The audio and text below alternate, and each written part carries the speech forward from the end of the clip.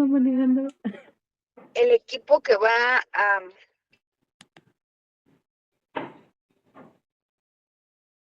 ¿Sí me escuchan? Hola, doctora, sí, sí lo escuchamos. Ah, ok. ¿Sí están listos ya? Sí, ya. ¿Ya empezamos? Ok. Sí, porfa.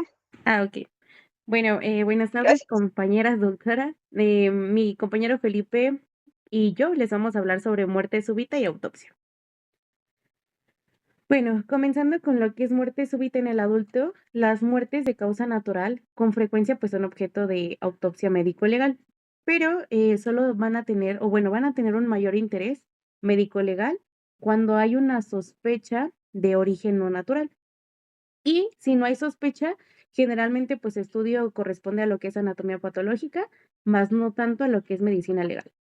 Y la sospecha puede orientarse hacia lo que es homicidio, suicidio, una mala práctica médica, un accidente laboral o un accidente de tráfico generalmente. Sin embargo, pues en la mayoría de los casos, la autopsia confirma que la muerte pues fue natural, vaya, ¿no?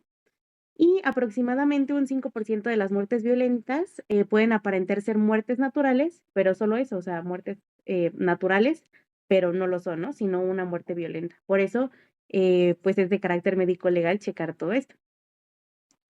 Hablando de los tipos de muerte sospechosa, tenemos tres diferentes tipos. La primera es una muerte sin asistencia médica, en donde se refiere a los fallecimientos de personas que no están recibiendo pues una asistencia médica. En este caso, el ejemplo más común son los vagabundos o pues personas ancianas que viven solas, entre pues otros casos. Y una falta de control médico y la carencia de un certificado de función corresponde a esta muerte sin asistencia médica, que era lo que estábamos viendo el otro día con la doctora, pues en el anfiteatro, ¿no? Y también el otro tipo de muerte que tenemos es la muerte durante un proceso clínico de evolución atípica. Este ocurre en pacientes con enfermedad previa o en donde la evolución clínica es extraña o inesperada y puede generar sospecha de una intoxicación u otra causa no natural. Y el último tipo es la muerte súbita o inesperada, que esta es como la más importante, ya que es la forma más frecuente de muerte sospechosa y tiene una gran relevancia, pues, tanto médico, legal como sanitaria. Entonces, ya dándoles una definición formal de lo que es muerte súbita, esta se define por tres elementos fundamentales. El primero es una causa natural, es decir, que tenga una etiología natural esta muerte, y el segundo es que tenga rapidez en su presentación y un carácter inesperado. Esta es como tal la definición de muerte súbita. Y médico legalmente, esta muerte súbita también se puede definir como aquella muerte imprevista en donde aparentemente es de causa natural, pero de patología desconocida. Habitualmente esta es rápida y que puede ser en todo caso pues sospechosa de haber tenido eventualmente una causa violenta, y es preciso también como remarcar que la causalidad violenta no es más que una posibilidad lejana, pero a pesar de todo pues admisible. Y esto nos lo dice los autores Oliveira y Concheiro en 1980. Esta es una definición que nos da el libro. Ahora, hablando un poquito más del papel del médico asistencial, ¿cuál es? Pues cuando ocurre una muerte súbita. Y este es el primer problema, más bien, ¿quién enfrenta este problema? Pues el médico que debe de emitir el certificado de defunción como tal. Y para ello tiene que tener en cuenta dos aspectos, lo que es el aspecto médico legal y el aspecto clínico. Esto hablando del papel del médico asistencial, ¿va? Ahora hablando del papel del médico forense, su objetivo principal es determinar la causa de la muerte mediante lo que es la autopsia, y si se confirma que es una causa natural, pues se archiva el caso, pero si se detecta una causa violenta, inicia una investigación judicial, ¿va? Y bueno, hablando de pues todo esto de qué es la autopsia, qué debe de incluir, esto, pues simplemente no es que nosotros abramos el cadáver y esto se queda en que es autopsia y ya. No, incluye diversas cosas. En este caso, lo principal que también debe de incluir es una investigación del lugar de los hechos. Esto va de la mano junto con un examen macroscópico, al igual que estudios histopatológicos, también estudios toxicológicos y los estudios bioquímicos, y todo esto engloba lo que es una autopsia. Entonces, hablándoles ya de las etapas de esta investigación de la muerte súbita, se van a investigar diversos puntos claves. Lo primero es investigar claramente pues los antecedentes familiares de esta persona, al igual que los antecedentes personales, es decir, si tenía alguna enfermedad, si padecía, no sé, de síncope, de dolores torácicos, si tiene estudios previos, entre otras cosas. Y también pues las enfermedades, ¿no? Como las alergias, si es que tenía diabetes, y epilepsia, hipertensión, entre otras enfermedades. Al igual que si hacía uso de drogas, medicamentos, y si es así, pues qué recetas, ¿no? O sea, si hay una receta que testigue que usaba tal medicamento. Y bueno, finalmente lo importante, la actividad previa a la muerte. Es decir, si la persona se encontraba haciendo un ejercicio intenso, si encontraba en un entorno de estrés emocional. Pues ahora sí que ver el escenario previo a la muerte. Y es importante, también tomar en cuenta si es que hubo alguna causa de sofocación. Ese es como un punto clave también. Y bueno, siguiendo con esto de qué es la autopsia minuciosa, hay diferentes aspectos claves. Los primeros o los principales es buscar signos de venopunción reciente, es decir, lo que les comentaba del uso de las drogas, pero también si hay lesiones eléctricas, hacer un estudio muy exhaustivo del corazón, es decir, aquí ya vamos a hacer diferentes cortes y ver qué encontramos. En este caso, si hay un corte de coronarias, pues checarlo, ¿no? Si hay un estudio microscópico del miocardio y también la evaluación del sistema de conducción en ciertos casos. Y de igual forma, así como se le hace un estudio histológico al corazón, pues a todos los órganos en general. Y hablando de otro tema que es muy importante, es el estudio toxicológico, perdón. Pues es obligatorio para todos, pues las muertes súbitas, y en este caso debe realizarse especialmente si no hay hallazgos anatómicos como que nos digan cuál fue la causa probable de muerte. Entonces, dicho estudio debería de incluir lo siguiente. En este caso son drogas ilegales, si es que hay fármacos, como no sé, pueden ser la digoxina, la insulina, si hay sustancias volátiles, si hay metales. Y otros estudios que nos pueden ayudar, aparte del estudio toxicológico, pues es determinación de triptasa. Esto si se considera que pues su muerte fue por anafilaxia, ¿no? También análisis de sangre, análisis del humor vítreo, el contenido gástrico de esta persona, también pues la bilis y los órganos en general. Todo esto para ayudar a dar una sospecha de muerte, ¿no? Una causa de muerte. Y bueno, haciendo una ya integración diagnóstica de todo esto, claramente vamos a integrar todos los resultados para establecer la causa final de la muerte. En este caso, hay una clasificación de otras muertes súbitas, en donde vamos a tener que hay una muerte súbita lesional. En esta muerte súbita lesional existe un hallazgo macroscópico, es decir, puede ser una hemorragia subaracnoidea, o también puede haber un hallazgo histopatológico, como lo pueden ser una infiltración inflamatoria en el miocardio, ¿no? O algo bioquímico, como que los valores de la glucosa fueron superiores a los 200 miligramos sobre decilitros. Y todos estos datos, o si encontramos alguno de estos datos, nos va a ayudar a explicar con seguridad cuál fue la causa de la muerte. Está hablando de una muerte súbita lesional. Yéndonos a la otra, que es la muerte súbita funcional con base patológica, estas son aquellas en las que la autopsia y los exámenes complementarios, es decir, los histopatológicos y los bioquímicos, nos ponen de manifiesto lesiones capaces de explicar la muerte, pero que son susceptibles también de haber permitido la continuidad de la muerte. Es decir, un ejemplo puede ser una aterosclerosis coronaria que no tiene un grado crítico de estenosis, ¿no? Y por último tenemos las muertes súbitas funcionales. Aquí, en este caso, la aportación de la autopsia y de los exámenes complementarios nos va a decir lesiones pues inespecíficas, es decir, no sé, una hemorragia subserosa, alguna congestión, que de cierto modo nos explican el fallecimiento de la persona, pero pues como les dije, no es como, o sea, son lesiones inespecíficas. Y estas situaciones podemos referirnos también que hay una autopsia negativa. Es decir, una muerte a causa de la epilepsia podría ser pues un ejemplo de este tipo de muertes súbitas funcionales. Y bueno, ahora hablando de los factores epidemiológicos más importantes, son varios, como pueden ver. Uno de los principales, pues, son la edad, que, claramente es muy raro que se dé una muerte súbita antes de los 44 años, es decir, que de los 44 años o más, pues, es como más predominante que se dé esta muerte. Y su pico máximo de dicha muerte súbita es entre unos 60 a unos 65 años, y en jóvenes que tengan cardiopatía isquémica, se puede dar una mayor proporción de muerte súbita. El otro factor de riesgo que tenemos es el sexo.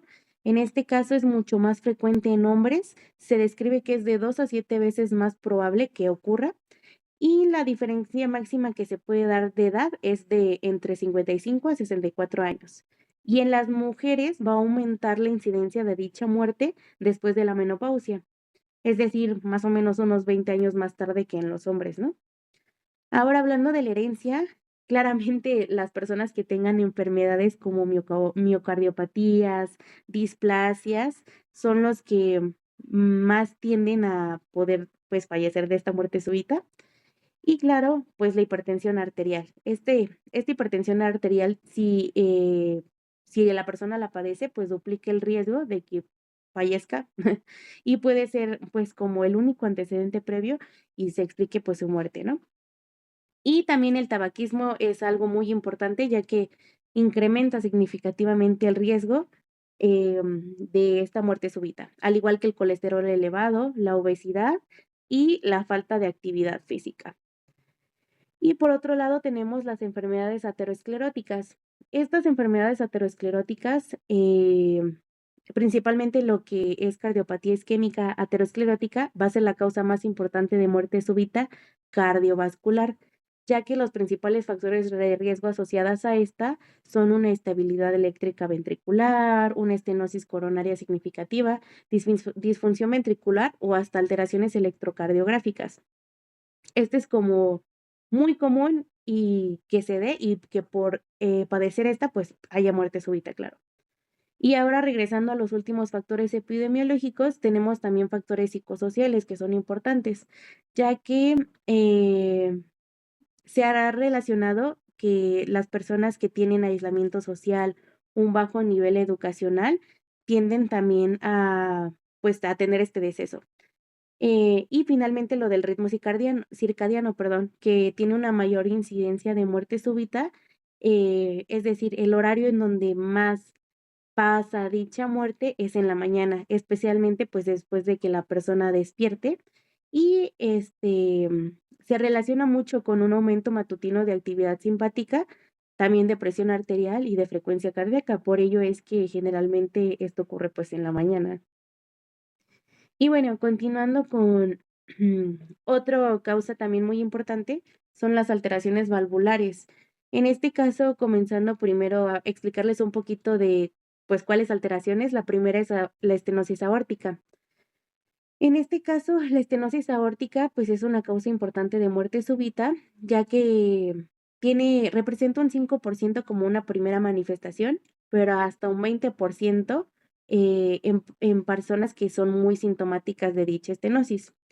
Nosotros podemos tener diferentes hallazgos en la autopsia, pero los principales o como los más específicos que nos pueden arrojar una estenosis es que las válvulas estén engrosadas, irregulares y calcificadas.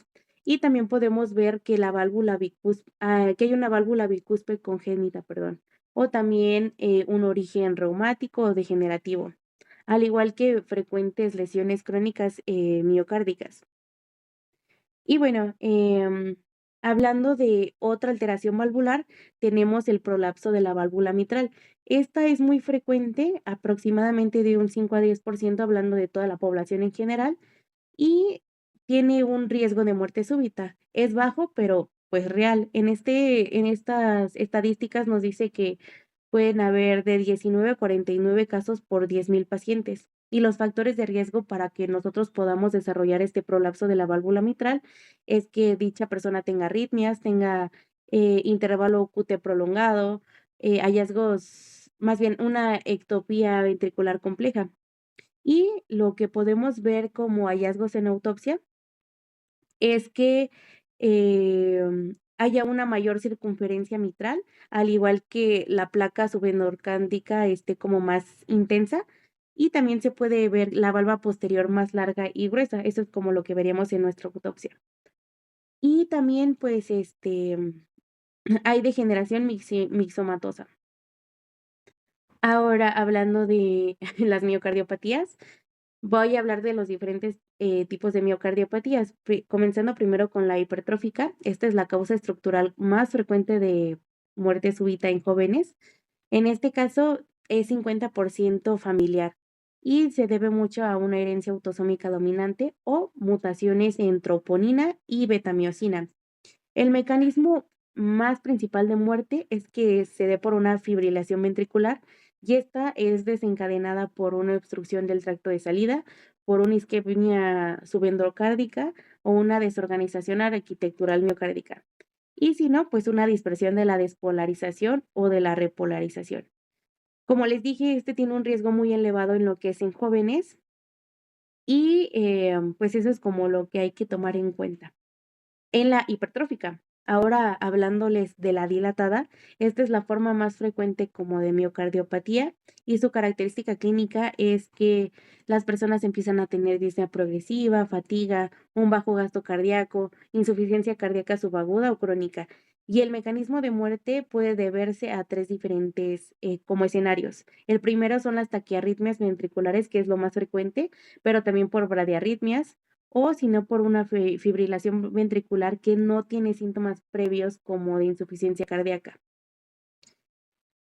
Y por último, tenemos la miocardiopatía restrictiva. Esta es una forma poco frecuente de miocardiopatía, pero está caracterizada por una disminución del llenado ventricular diastólico debido a que hay una baja distensibilidad pues del miocardio. Y sus manifestaciones clínicas van a ser disnea, la fatiga y el dolor torácico. Entonces, estas son como las principales también causas cardíacas de por qué se puede dar una muerte súbita. Y yéndonos por otro lado, pues tenemos las lesiones infiltrativas del miocardio. Este va a ser un grupo de enfermedades que son muy diferentes entre sí, pero tienen algo en común. En este caso, eh, van a tener afectación difusa y extensa del miocardio y pueden producir, pues, muerte súbita, claro. Lo principal que incluye es la miocarditis y esta se da más en lo que es su fase aguda y y también otra causa muy frecuente que se puede dar es algo viral, sobre todo por virus Coxsackie B o también el conocido mano, pie y boca. Esto también es una causa frecuente de estas lesiones infiltrativas. Y también por otro lado tenemos otra patología que en este caso es la sarcoidosis. Esta puede afectar al corazón en al menos un 30% de los pacientes. Su relevancia radica en que puede ser una primera manifestación y puede causar esta muerte súbita, al igual que es responsable de hasta el 2% de muertes súbitas en algunos adultos. El hallazgo clave para nosotros decir, ah, sí, tuvo sarcoidosis, son los granulomas no necrotizantes y también va a haber un predominio en la pared libre del ventrículo izquierdo de dichos, pues, granulomas, vaya. Y hablando de otra patología, nosotros tenemos la amiloidosis, que afecta con frecuencia, pues, a nuestro corazón y aunque no es una causa habitual de muerte súbita, sí puede producir lo que es insuficiencia cardíaca progresiva, que puede desencadenarnos, pues, esta muerte súbita. Es decir, que se puede comportar como una miocardiopatía restrictiva, que es de las que ya le hablé. Finalmente tenemos, pues, otra vez estas alteraciones de las arterias coronarias, en donde les digo que su frecuencia es aproximadamente del 0.3 en autopsias y son causa muy relevante de muerte súbita en jóvenes, especialmente los jóvenes que el escenario antes de su muerte, pues, fue que estaban haciendo ejercicio o también que tienen una ausencia de aterosclerosis significativa. Entonces, pues la causa probable, pues es estas alteraciones de las arterias coronarias. Y hablándoles ahora de las anomalías anatómicas coronarias, estas anomalías son variaciones congénitas de la anatomía normal, pues que debería de tener una persona, y dichas variaciones van a comprometer el flujo coronario. La primera anomalía anatómica que podemos encontrar es el síndrome de Bland-White-Garland, que consiste en el origen de la arteria coronaria izquierda en la arteria pulmonar en lugar de la aorta. Entonces, nosotros cuando hagamos la autopsia, bueno, cuando la persona haga la autopsia, vamos a ver el corazón agrandado y también va a haber un adelgazamiento de la pared anterior del ventrículo izquierdo, al igual que las cicatrices en pared anterior van a estar presentes. Y nuestra arteria coronaria izquierda va a estar adelgazada y la derecha va a estar normal, pero dilatada y tortuosa, por lo que pues va a haber un hiperflujo compensador en este corazón y pues como les dije, el corazón lo vamos a ver agrandado en este caso. Pues es la primera anomalía, el síndrome de Blanc-White. Y ahora la otra anomalía es el origen anómalo de la arteria coronaria izquierda. Esta va a representar una malformación rara, pero muy peligrosa, ya que sus características anatómicas va a ser que va a tener un orificio en forma de como de hendidura y a veces podemos encontrar una cresta supravalvular, al igual que vamos a tener un trayecto proximal intramural, es decir, que va a estar dentro de la media aórtica. Y su mecanismo probable de muerte de esta anomalía anatómica es que se genera un estrechamiento dinámico de este orificio, más si la persona pues estaba haciendo ejercicio, lo que va a generar que haya una dilatación aórtica y pues se va a colapsar, o sea, nuestro osteo. Entonces vamos a terminar desarrollando una isquemia aguda, una fibrilación ventricular y pues ya, prácticamente la muerte, ¿no? Y también pues eh, otro mecanismo, pues, probable de esta muerte súbita es el embolismo coronario. En este caso, pues, es esta obstrucción embólica aguda de una arteria coronaria. Las causas frecuentes son endocarditis infecciosa, alguna prótesis valvular o procesos inflamatorios vasculares en general. La arteria más afectada generalmente es la descendente anterior y las consecuencias por las que se puede dar son un infarto, también hay mayor gravedad porque no hay circulación colateral desarrollada, pues entonces termina en esto, ¿no?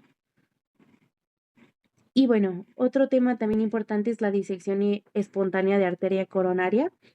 Esta es rara, pero sí se puede presentar. Las características es que es más frecuente en mujeres que en hombres y generalmente pasa en un tercio en periodo posparto. O sea, una de tres personas que están en periodo de posparto, vaya. Afecta más a lo que es arteria coronaria izquierda y no está claramente relacionada con hipertensión arterial. Simplemente no se sabe muy bien por qué se da, pero, o sea, se disecciona esta arteria espontáneamente y pues hay muerte súbita, ¿no? Finalmente tenemos lo que es las vasculitis coronarias. La más importante de dicha vasculitis es la enfermedad de Kawasaki. Dicha enfermedad puede afectar coronarias, es decir, puede darse una arteritis de Takayasu, también una arteritis de células gigantes o hasta una granulomatosis con polianquitis. Esta es la enfermedad de Kawasaki. Ahora hablando del curso intramiocárdico o también conocido como las arterias en túnel. En estas arterias en túnel o en este puente miocárdico, ¿qué pasa? Pues hay un segmento coronario que discurre dentro de nuestro miocardio, en donde los datos más importantes que vamos a ver en la autopsia es que hay una profundidad de más de 5 centímetros y puede asociarse mucho a angina de pecho, a infarto, y esto se puede dar generalmente cuando la persona está haciendo ejercicio y nos produce dicha, pues, muerte súbita, vaya. Ahora, hablando de las causas no cardíacas de muerte súbita, ahora ya pasando a otro tema, pues esta muerte súbita no siempre es de origen cardíaco, pero como les comentaba, es principalmente de causa cardíaca esta muerte súbita. Y existen múltiples causas extracardíacas que pueden producir este fallecimiento inesperado. Las más importantes pueden ser epilepsia, hemorragias digestivas masivas, un coma diabético, un embarazo ectópico que se rompa o pues una hemorragia subaracnoidea. Esas son como otras causas de muertes extracardíacas. Y bueno, ya pasando a lo que es muerte súbita infantil, esta está basada en la formulación que nos dio el autor Beckwith en 1969 aproximadamente. Y esta muerte súbita de un niño menor de 1 año que permanece sin explicación, aún después de una autopsia completa, aún después de una investigación del lugar del fallecimiento y aún después de la revisión de historia clínica, se dice que es pues una muerte súbita infantil.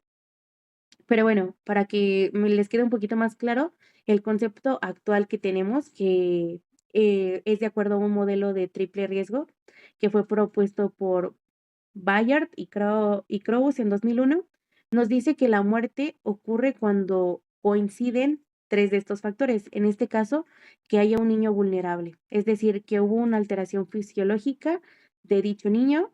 La dos es que hay un factor estresante externo, es decir, alguna infección leve, alguna posición prona. Y el último factor es que hubo un momento crítico del desarrollo, es decir, no es una enfermedad concreta, pero es una situación multifactorial y heterogénea por la que se pudo desencadenar pues dicha muerte, ¿no? Y el diagnóstico, hablándoles un poquito de cómo es que se hace este diagnóstico, este se basa en tres pilares. El primero es que haya una autopsia completa, la cual debe incluir un examen externo, un examen interno y que hubo un estudio histopatológico, al igual que los estudios complementarios que ya les comenté anteriormente. Y también debe de haber una investigación del lugar de la muerte. En dicha investigación se debe de documentar la posición en la que el niño fue encontrado, el lugar exacto en donde se encontró a dicho niño, la actividad previa que estaba realizando y también hacerle la entrevista a los padres si es que pues los tiene o si no a la persona que lo encontró.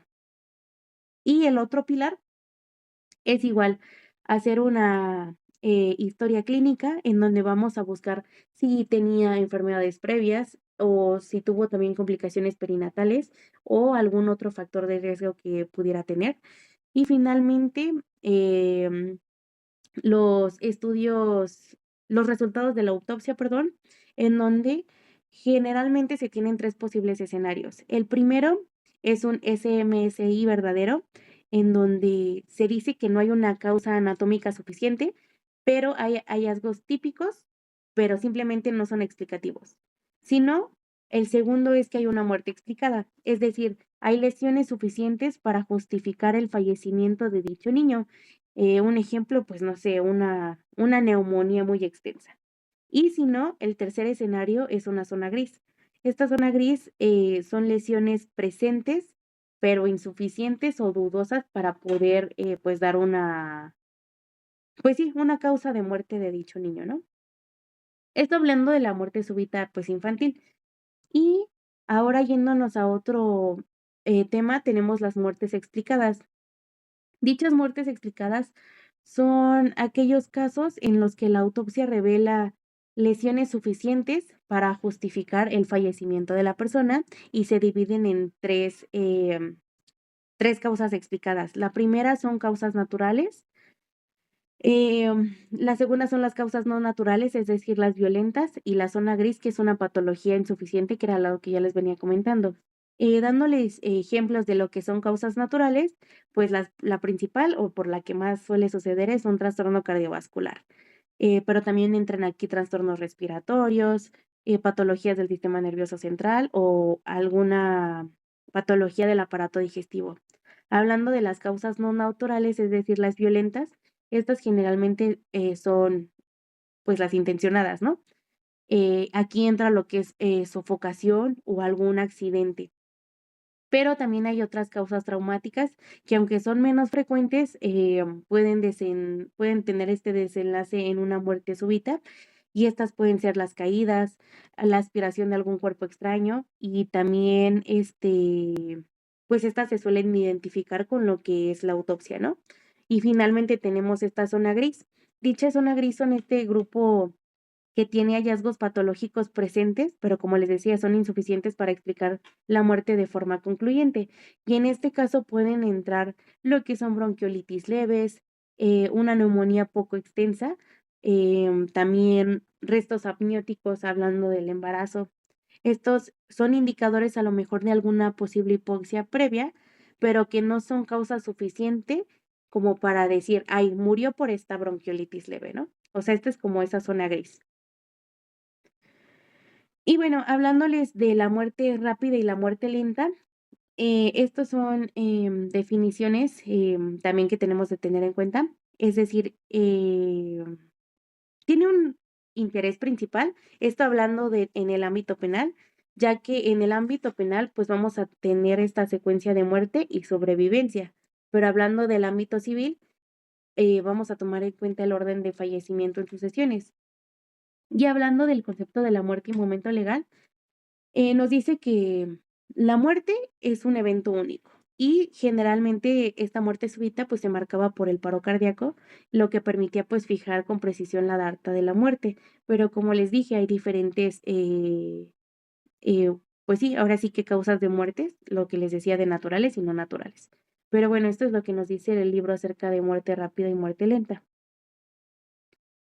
Y finalmente tenemos la data de la muerte. Esta data de la muerte corresponde a la determinación del tiempo transcurrido desde el fallecimiento y este es o sea, nos dice la literatura que es uno de los problemas más complejos en medicina legal, pero tiene una gran relevancia.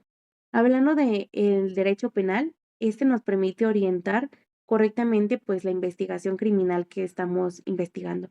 Y un error puede inculpar pues a un inocente o exculpar al culpable. Entonces, por eso sí, o sea, vamos a ver que es muy importante tanto en derecho penal como en derecho civil. Y hablando de en derecho civil, esto es muy importante en casos de conmoriencia, es decir, cuando mueren varias personas y hay que determinar quién falleció primero para, pues, los demás efectos, ¿no? Entonces, esto es hablando de data de la muerte. ¿Y cómo vamos a identificarlos o cómo los vamos a determinar? Esto se divide en dos tipos de data. Primero tenemos lo que es la data absoluta, que es determinar el momento exacto del fallecimiento, o sea, el exacto o el más aproximado de ello. Y tenemos la otra data, que es la data relativa. En esta establecemos el orden de muerte, ya sea entre dos o más personas si es que se dio el caso. Y hablando de las dificultades principales para determinar dicha data, ¿cuáles son las más, pues sí, las más principales, valga la redundancia, es si no existe un método único y exacto, o si todos los parámetros tienen un margen de error para poder nosotros dar esta data de la muerte. O lo otro es que los fenómenos cadavéricos se tienden a alterar por diferentes factores, ¿no? En este caso, el que estábamos viendo cuando estábamos observando la autopsia, ¿qué nos decía la doctora? Pues que la persona no llevaba tanto tiempo de fallecida, pero pues las etapas en las que se estaba descomponiendo, pues como veíamos, estaban más, se aceleraron, ¿no? Perdón. Entonces, los autores clásicos ya consideraban este problema pues casi imposible de resolver con tal precisión debido a estas dificultades, pero sin embargo, pues hoy en día los podemos pues ver, ¿no? Y bueno, hablando de los aspectos metodológicos fundamentales, les voy a hablar acerca de los factores que pueden modificar los parámetros y estos se dividen en dos. Primero tenemos los factores intrínsecos. En estos factores van a entrar lo que es la agonía, la causa de muerte y si es que tuvo tratamientos previos, es decir, sueros glucosados en la persona que estaba padeciendo hiperglucemia o edad, peso y talla. Estos son factores intrínsecos. Y hablando de los factores extrínsecos, claramente pues es la temperatura ambiental en la que estuvo pues dicho cadáver, la humedad, si es que había mucha o no, o las condiciones de ese entorno que lo rodeaba. Y también tenemos, aquí está, la importancia de la recogida precoz de datos. Esto es muy importante porque claramente cuanto antes se recojan los datos, pues más precisión nosotros podemos hacer de dicha investigación. Aunque claro, como en todo va a haber limitaciones tanto prácticas como legales. En este caso, pues la toma de temperatura rectal o vaginal pueden alterar pruebas en delitos sexuales, también puede modificar la localización de fluidos biológicos importantes. Por ello, si tenemos alguna duda, se recomienda pues no tomar la temperatura pues vaginal o rectal, ¿no? Sino en este caso en el oído o en la cavidad nasal o dispositivos intraviscerales y así nosotros poder hacer una investigación pues más detallada, pero sin alterar otros factores. Y bueno, ahora hablándoles de de la metodología del cronotano, del cronotano, cronotano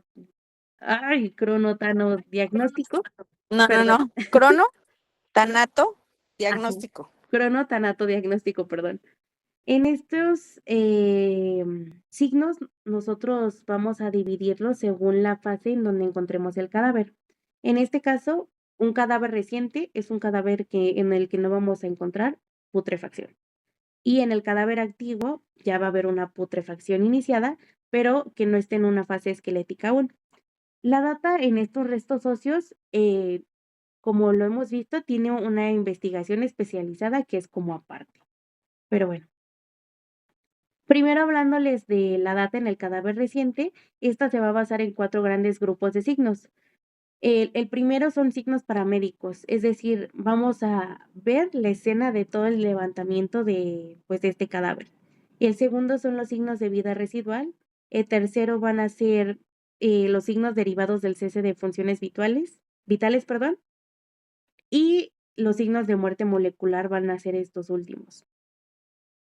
En estos signos de muerte molecular, pues vamos a ver, bueno, más bien les voy a explicar uno por uno y les voy a dar un ejemplo para que les quede un poquito más claro. Hablando de los signos paramédicos y de esta escena del levantamiento, estos pues van a ser estos datos observacionales que a veces valen un poquito más que lo que vemos en el laboratorio. No sé, un ejemplo puede ser, si le encontramos nuestro cadáver en un suelo seco, pero este cadáver está mojado, pues esto puede explicar a lo mejor que hubo lluvia cuando ocurrió el hecho de la muerte, ¿no?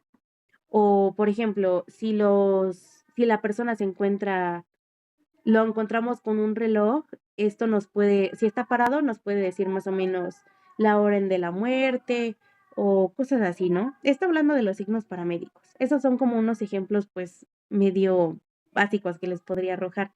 Pero hablando de los signos de vida residual, estos se refieren cuando después de la muerte sigue habiendo una actividad celular, aunque esta puede ser limitada. En este caso, algunos datos que nosotros podemos tomar en cuenta o que sea un ejemplo de estos signos de vida residual pueden ser la motilidad espermática, que esta puede seguir ocurriendo hasta 34 o 36 horas post muerte, vaya, o también la contracción muscular, ¿no? Esta pues claramente solo va a seguir como de la tercera a cuarta hora posmuerte. Y hablando de un ejemplo de signos derivados del cese de funciones vitales, en este caso son clásicos, pero son poco fiables hoy en día, pero también podemos tomar en cuenta. En este caso, algo pues muy fácil que les podría decir, pues es si la persona tenía barba y pues si esta le creció, ¿no? Eh, um, porque, bueno, o sea, dependiendo del crecimiento de la barba, nosotros podemos ver más o menos la hora de la muerte, ¿no? Y bueno, y por último tenemos los signos de muerte molecular. Estos signos de muerte de molecular los dividen en 3 diferentes. Los primeros son los fenómenos cadavéricos abióticos. En este caso, em, un ejemplo que les podría dar, podría ser la deshidratación, es decir, si la persona perdió cierto peso debido a esta deshidratación, aunque es poco fiable, pues nosotros podemos tomarlo en cuenta. También algo importante en estos signos de muerte molecular van a ser las livideces, que era lo que nos comentaba la doctora. Estas son muy útiles y se evalúan pues dinámicamente. Entonces, en estas livideces nosotros debemos valorar lo que es la intensidad, la extensión y el tiempo de desaparición de dichas livideces, al igual que si se forman nuevas livideces. Y finalmente, el último signo de muerte molecular que también nos puede ayudar es el enfriamiento cadavérico, que este es como el método más utilizado y también lo llaman algor mortis. Este es un proceso físico por el cual pues el cuerpo pues va perdiendo calor tras la muerte hasta alcanzar un equilibrio térmico con el ambiente, ¿no? Y los aspectos como fisiopatológicos más claves de esto es la pérdida térmica que ocurre pues la radiación, la convección o la conducción y esta evaporación. Y también, pues como les decía, es un indicador muy útil para estimar el intervalo postmortem y el que principalmente toman en cuenta. Entonces, para que no se les olvide, ¿va? Entonces, los signos de muerte molecular son los fenómenos cadavéricos, abióticos, em, perdón, las livideces, que era lo que nos comentó ya la doctora, y el enfriamiento cadavérico.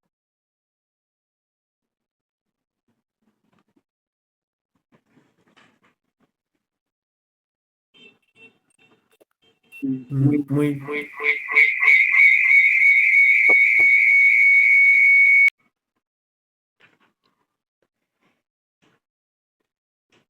muy bien, ahora iniciaremos con la entomología forense. La entomología como tal es el estudio o el uso de insectos como tal, y hablando específicamente de la forense, es como tal el uso de insectos como evidencia pues sí, como tal en las investigaciones legales.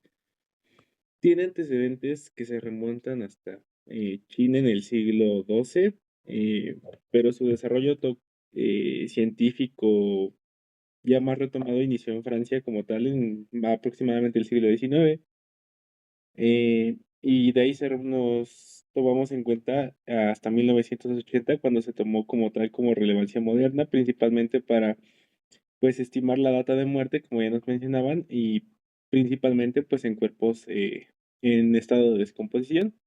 Actualmente, además del tiempo de muerte, también permite identificar como otros aspectos, como puede ser el traslado de cadáveres, distinguir entre lesiones ante y post-mortem, así como a grandes rasgos también analizar la escena y detectar como tal casos de abuso o también casos de abandono. La que sigue, por favor. Como importancia actual, debemos de tomar en cuenta que es una herramienta clave porque como tal funciona como fuente de alternativa para estudios tanto de toxicología como obtención de ADN. El cadáver se comporta como una especie de microhábitat temporal que evidentemente va a traer múltiples organismos.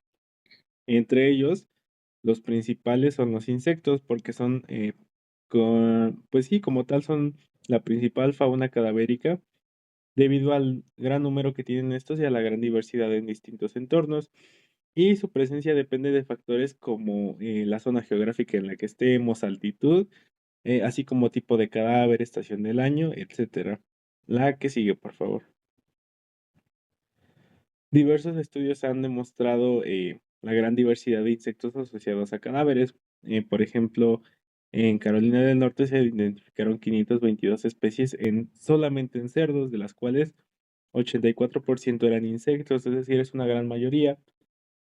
En Hawái se registraron 133 tipos de artrópodos, siendo el 83% insectos, es decir, es una gran mayoría e incluso aplastante. Esto demuestra que pues tendríamos que tomar en cuenta los insectos porque estos son los principales colonizadores del cadáver a nivel mundial, que es lo que se buscaba cumplir justo con estos estudios. La que sigue, por favor. Ahora bien, hablando específicamente de los insectos cadavéricos, tenemos que tomar en cuenta que tienen un ciclo de vida bien definido, es decir, va como por huevo, después una larva en 3 distintos estadios, después se convierte en pupa hasta que finalmente llega adulto. Las larvas son las principales responsables de la degradación de tejidos en el cuerpo humano, ya que se alimentan como tal de estos. Posteriormente abandonan el cuerpo para pupar pues sí, en el suelo como tal. El conocimiento de este ciclo es fundamental para poder nosotros estimar los intervalos en el postmortem. La que sigue, por favor. Ahora iremos con los tipos de especies. Existen dos principales tipos de especies.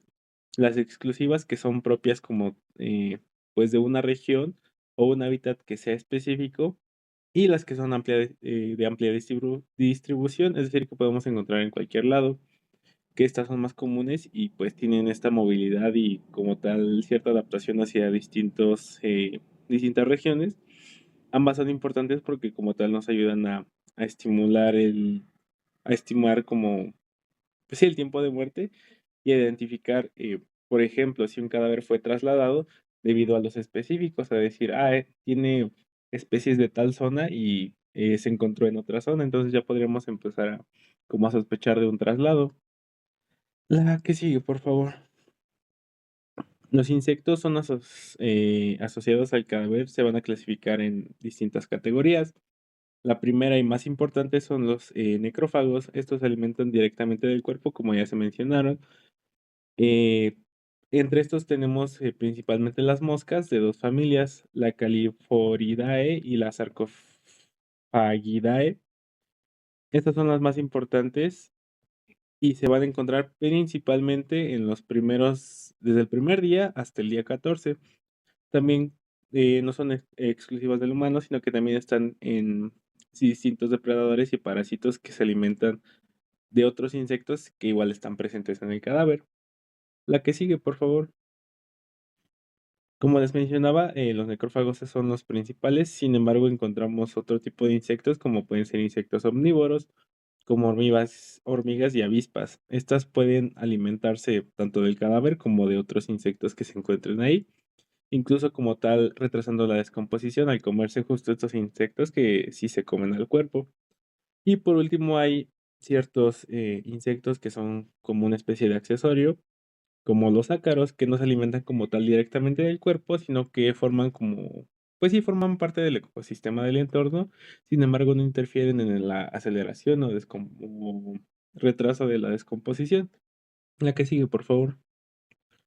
Como ya hemos visto anteriormente, encontramos como tal que la descomposición cadavérica se divide en 5 fases del modelo de Early Golf de 1986. Estas fases como tal son una guía importante en el ámbito judicial, aunque es importante pues recordar que la descomposición es un proceso continuo. La que sigue, por favor, iniciamos como tal con un estadio fresco,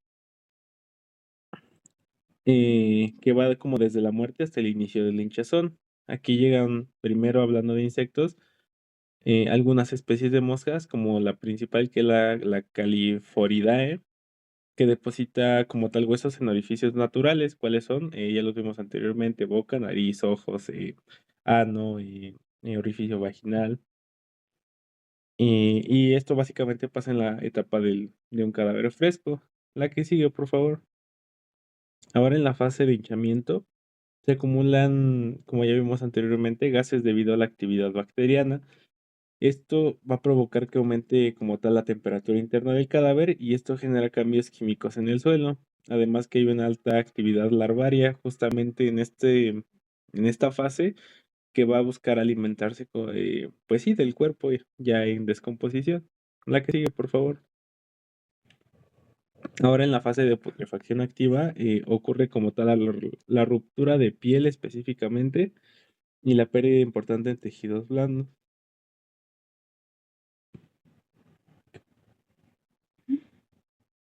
Las larvas alcanzan su máximo desarrollo. ¿Mm?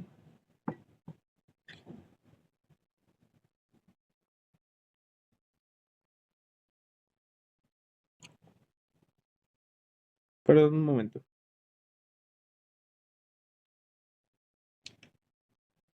Bueno, bueno. Hola, ¿sí me escuchas tú? Sí, doctora. Decía hinchazón. ¿Cómo, perdón? Veo que tu diapositiva dice hinchazón. Sí, sí. A ver, ¿dónde encontraste eso?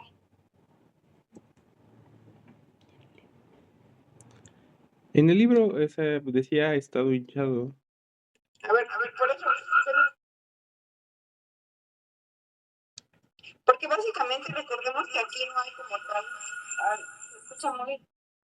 Bueno, sí, ya al final hago como la aclaración ahí.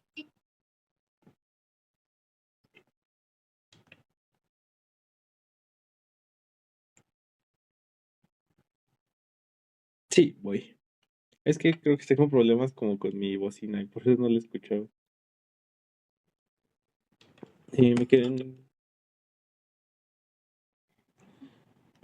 Me quedé en la fase de putrefacción activa. En esta ocurre, les mencionaba que ruptura de la piel y pérdida importante en tejidos blandos. En estas, como tal, se alcanza un máximo desarrollo y comienzan a migrar fuera del cadáver para iniciar la fase de pupa, que es la siguiente fase larvaria.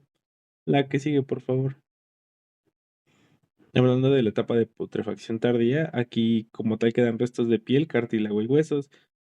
Aquí ya disminuye la actividad de las moscas y predominan como tal otras especies como escarabajos, así como una mayor diversidad de insectos depredadores, porque pues aquí ya no tienen como tal tejido que comer y por eso hay una disminución como tal de las primeras especies o las especies iniciales. La que sigue, por favor. Y finalmente llegamos a la esqueletización. En esta fase solo permanecen huesos y cabello. Regresa a la fauna del suelo como ácaros que pueden ser útiles para, como, pues sí, para estimaciones tardías, hablando de lo que son los intervalos post-mortem. La que sigue, por favor. Ahora hablaremos justamente de esto del calor larvario, ya que el calor justamente generado por las larvas acelera su desarrollo y puede modificar principalmente esta comunidad de insectos. También afecta el suelo bajo el cadáver y puede disminuir la precisión un poco de la estimación como tal de este intervalo post-mortem. Por eso los cálculos son más precisos en climas fríos o cuando hay baja densidad larvaria. Caso contrario, por ejemplo, en lugares con calor, pues ocurre justo lo contrario. Aumenta como tal esta desestimación y los cálculos no son tan exactos.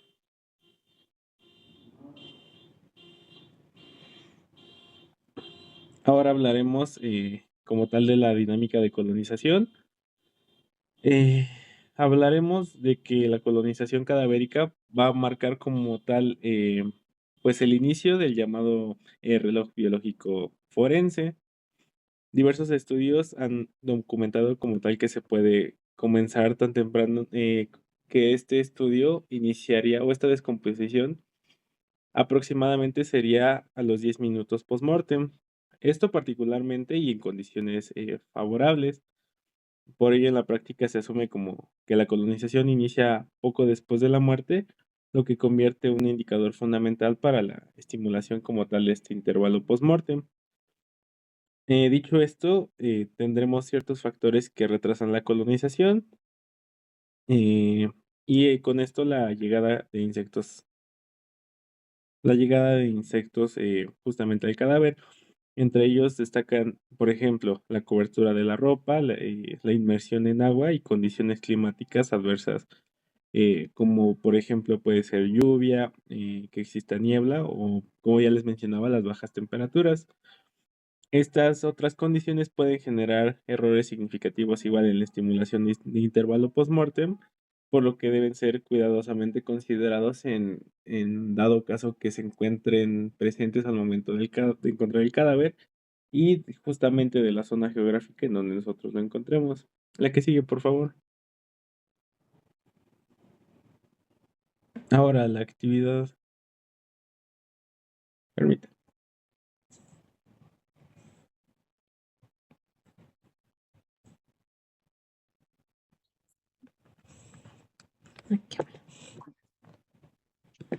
Ahora, la actividad nocturna.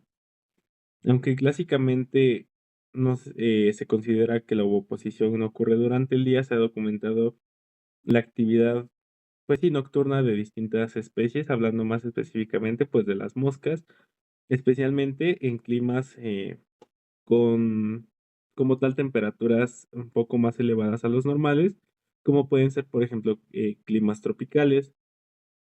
Sin embargo, este fenómeno es poco frecuente en regiones, por ejemplo, templadas, por lo que su interpretación igual debe de tomarse como, pues, con pincitas. La que sigue, por favor.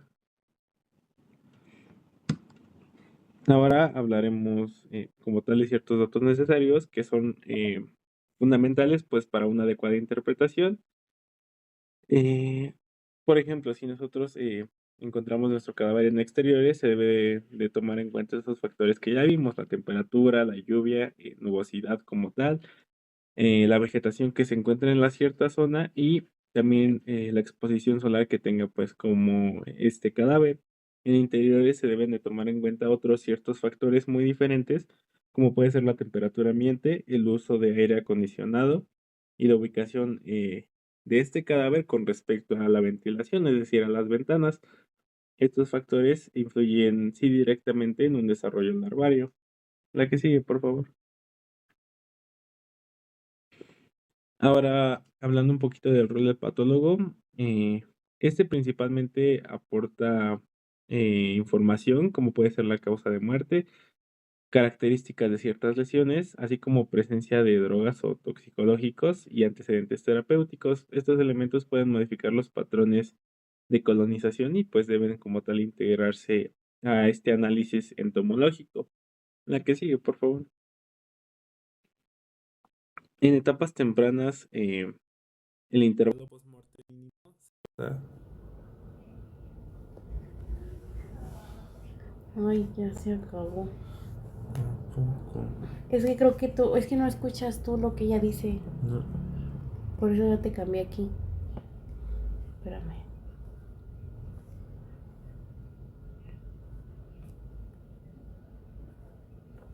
Bueno, ahorita se las mando. Sí, creo que estaba hablando y tú también estabas hablando, pero tú no lo escuchábamos.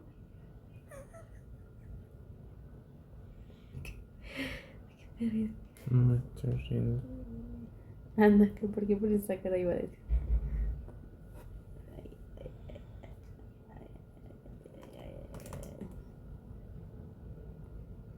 Se me pasó por completo Tampoco. que se estaba acabando esta. Ahí voy. Déjame meter. Achis, ¿por qué no me sale?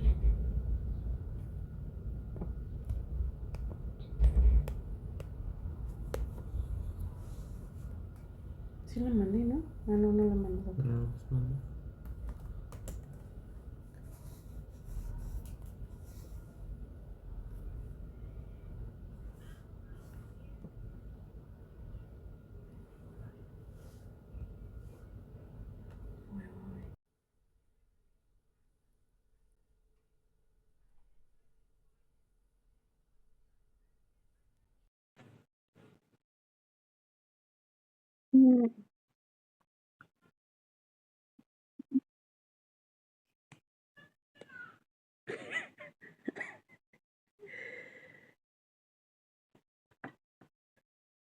Bueno, ahorita que llegue,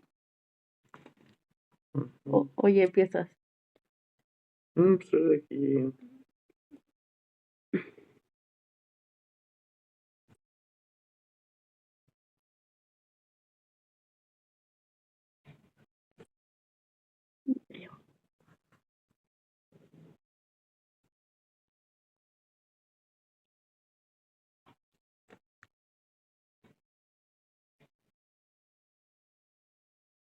Bueno, nos quedamos en la estimación del intervalo postmortem.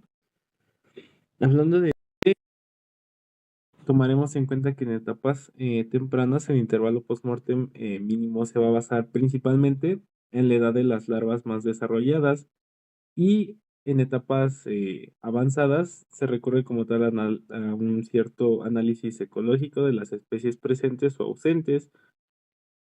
Como tal, este intervalo puede expresarse variablemente, es decir, puede expresarse en horas, puede expresarse en días, meses o incluso por estaciones del año en casos, digamos, muy avanzados.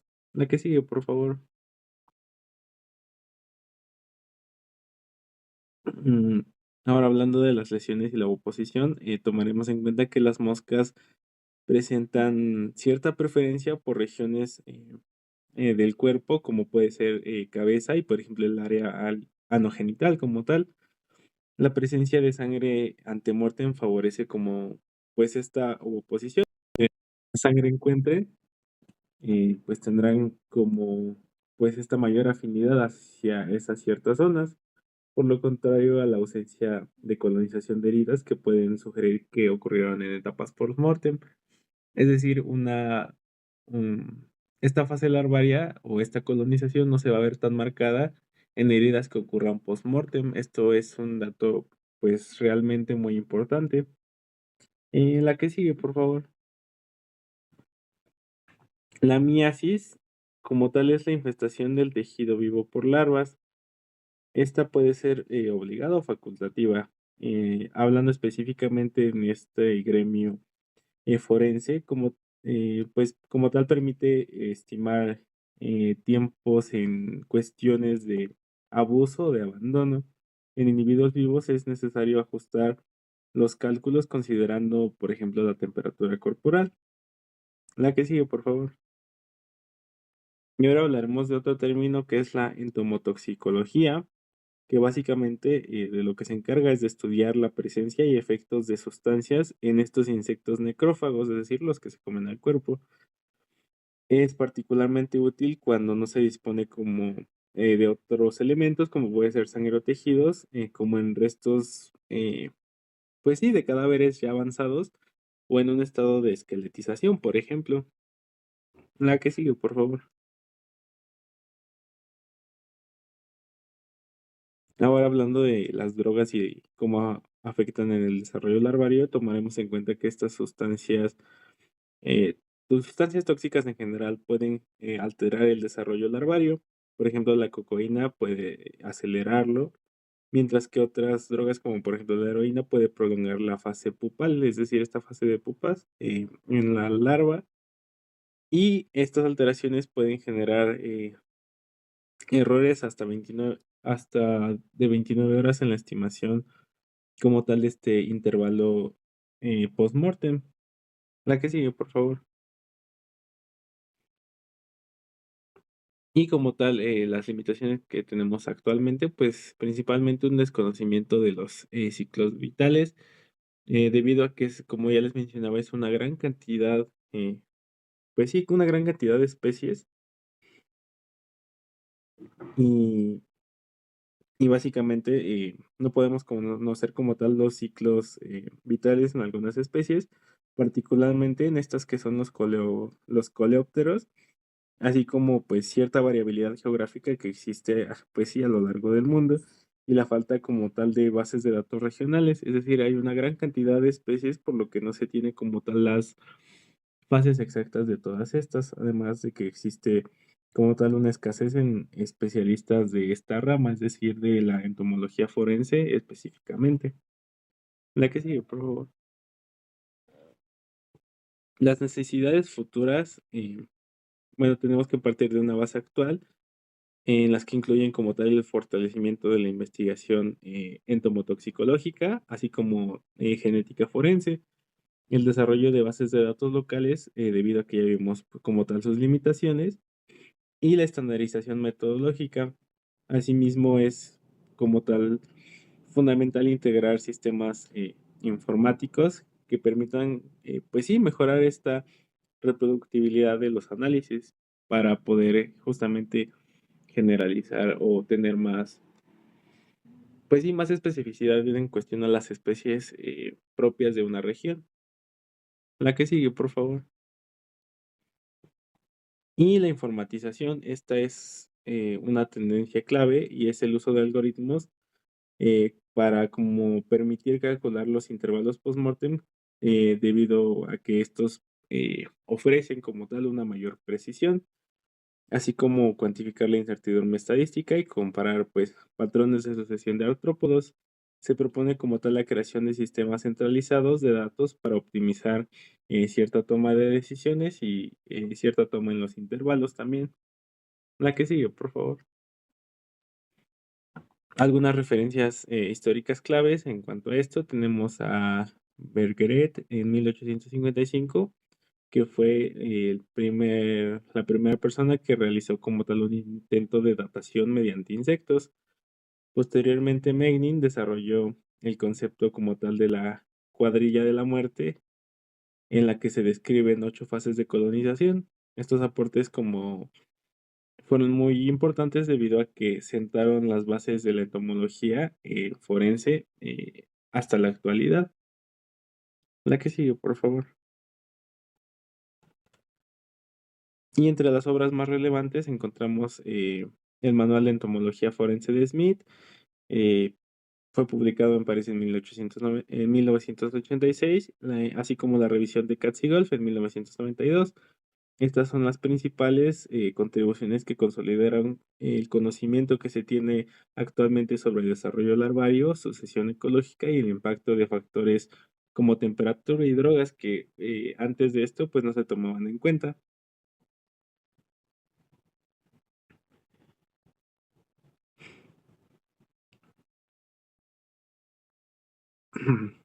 Y ahora hablando de los principios fundamentales actuales, eh, estos se van a basar en asociar especies con etapas de descomposición y así, de esta manera, analizar la presencia y ausencia de taxones, considerando como tal la variación tanto de las estaciones como pues la variación ambiental principalmente y realizar una recolección estandarizada como tal de muestras para garantizar pues la validez de ciertos análisis.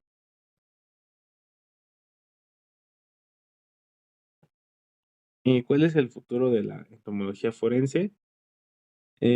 Principalmente se apunta a la integración de herramientas moleculares, toxicológicas y ecológicas, que son unas de sus principales carencias actualmente.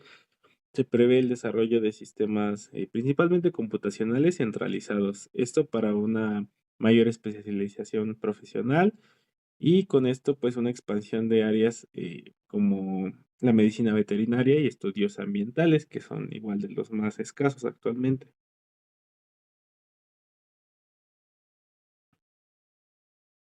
Ahora bien, hablaremos de la ecología de los artrópodos cadavéricos, ya un poco más centrados en cierta esta especie.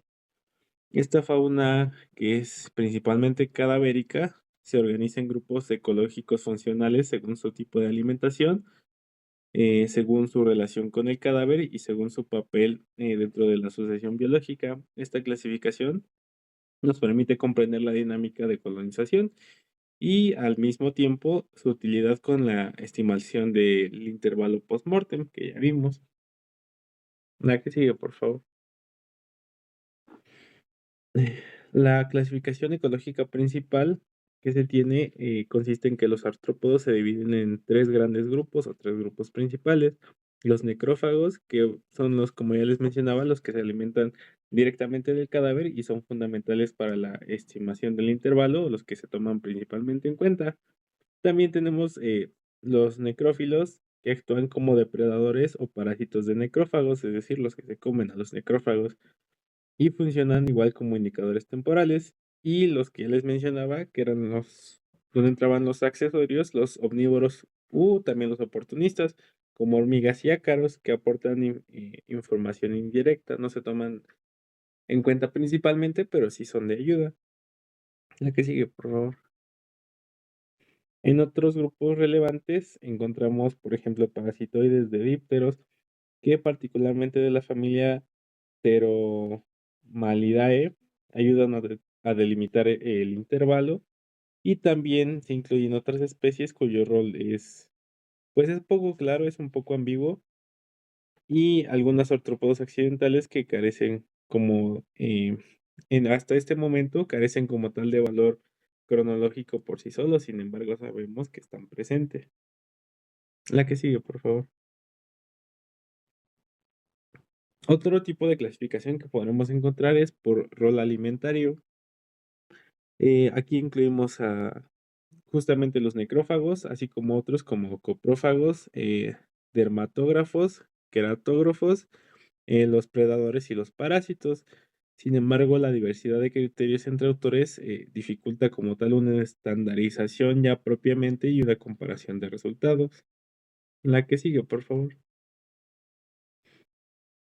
Hablando de la dinámica estacional, tenemos que tomar en cuenta que los artrópodos presentan pues sí poseen una estacionalidad. con especies predominantes en las distintas estaciones del año, como por ejemplo algunas en primavera, otras en verano, otras en otoño y otras muy diferentes en inviernos. Esta variación es fundamental para la estimación de este intervalo, ya que cada estación tiene distintos o diversos patrones de colonización que son característicos de dicha estación. La que sigue, por favor. Los dípteros constituyen el grupo, digamos, más relevante en etapas tempranas. Aquí tenemos una gran cantidad de especies que justo son las que se mencionan: la Fanencia sericata, la musca doméstica, el Chrysomia albiceps y la Calphora vigna.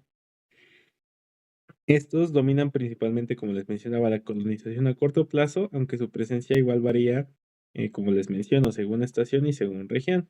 La que sigue, por favor. Los coleópteros de interés, o los que a nosotros nos interesa, son los que adquieren mayor relevancia en etapas más avanzadas de descomposición.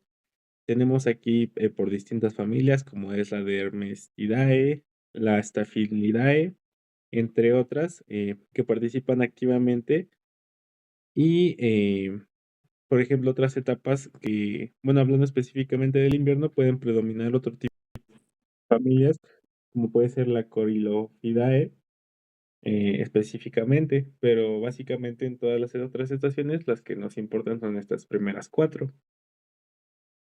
La que sigue, por favor.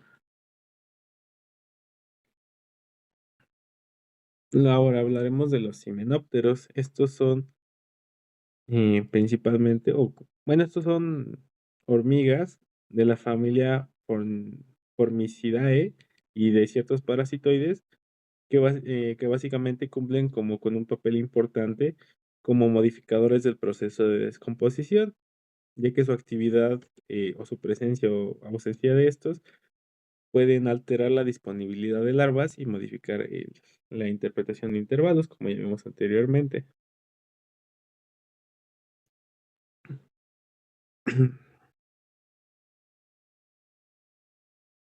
Y ahora hablaremos de la importancia como tal de las fases de descomposición. Esta va a variar mucho, como ya vimos, o sea, solo como a manera de retomarlo, veremos que esta abundancia varía según el tipo de fase en la que nosotros nos encontremos, en la fase fresca, la fase, ya no sé si, creo que no se dice hinchazón, bueno, por lo que nos mencionaba la doctora, también fase de descomposición activa y descomposición avanzada y como tal los restos secos, llegando incluso hasta la esqueletización.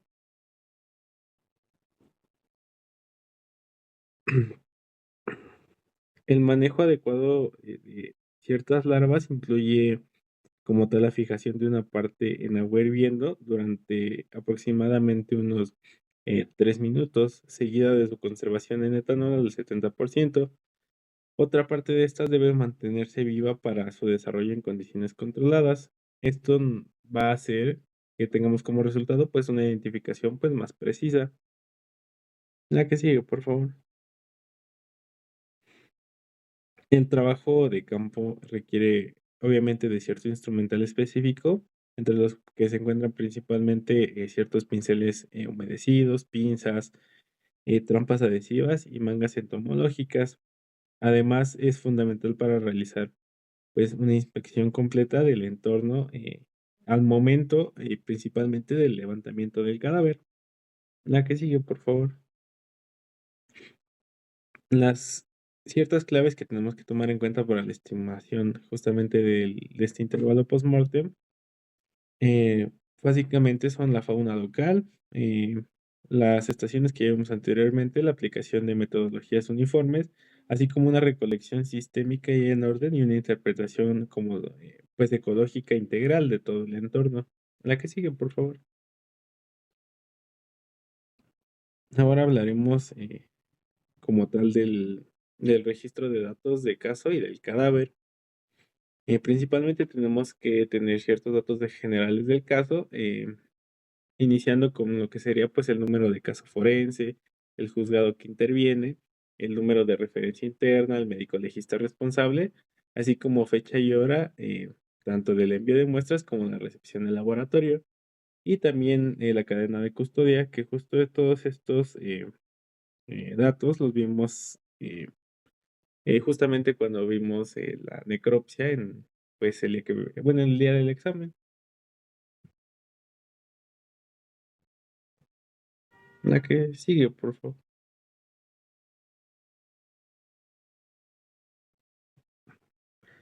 La localización geográfica. Aquí hablaremos de que una localización precisa de dónde se encontró el cadáver es fundamental.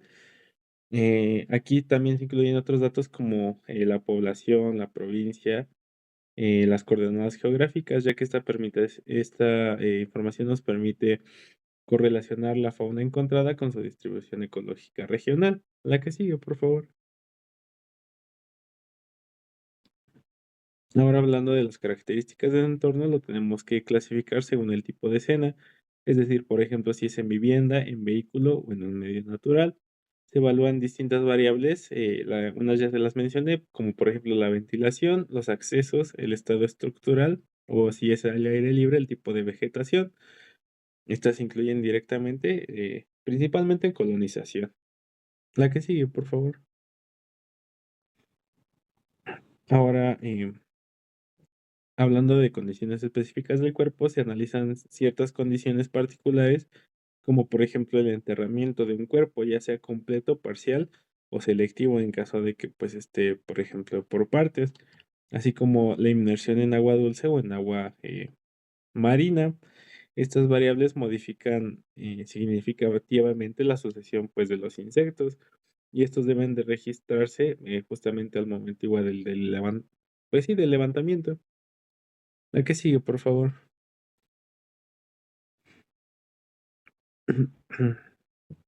Ahora, hablando del estado de vestimenta, tomaremos en cuenta que esto influye en el acceso de los insectos del cuerpo, como ya vimos anteriormente. Así que debemos nosotros registrar si el cadáver está completamente vestido o está, por ejemplo, parcialmente expuesto o presenta ropa, pero la presenta dañada, especificando las áreas en las que ésta está comprometida y en las que está dañada. Esto igual es de mucha o de gran importancia si nosotros estamos buscando aún la causa de muerte. La que sigue, por favor. Ahora hablando de la exposición ambiental, tomaremos en cuenta, por ejemplo, la exposición a la radiación solar, ya que esta se documenta en función a la hora y la extensión de, digamos, la insolación que tuvo el cadáver.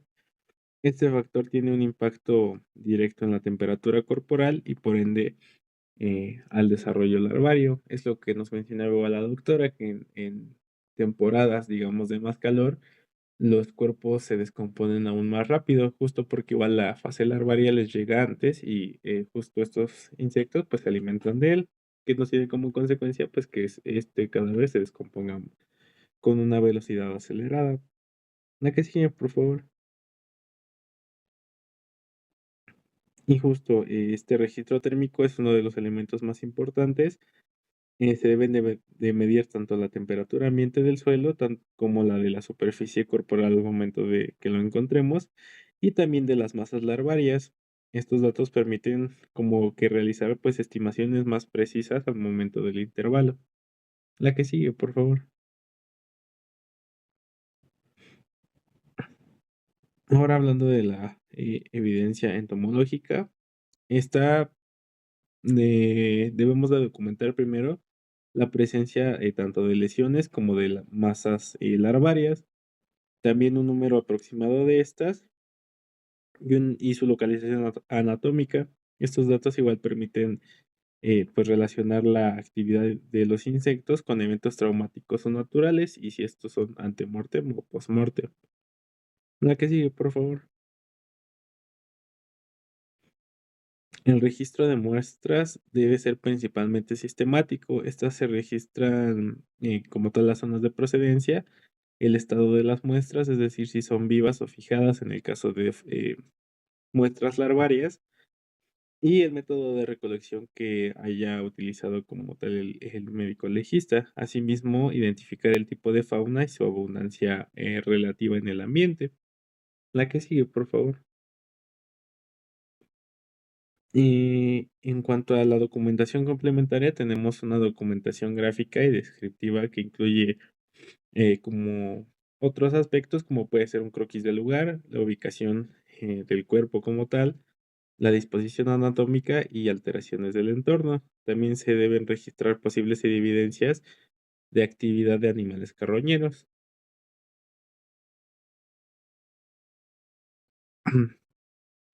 Ahora pasando a otro tema, es decir, ya terminamos como tal la entomología, ahora pasaremos al tema de autopsia.